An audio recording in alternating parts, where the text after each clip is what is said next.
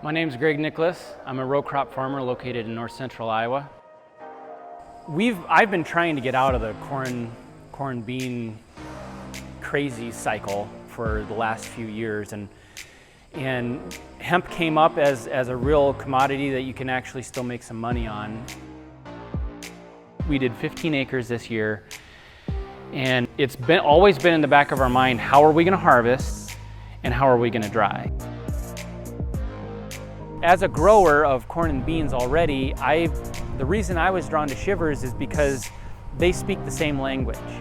They are already set up to dry corn and beans, and so it wasn't a big leap talking to them in their hemp drying solution.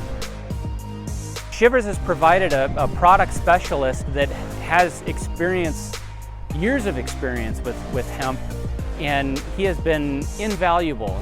Getting him out here and walking the field with him, and he knows what he's talking about.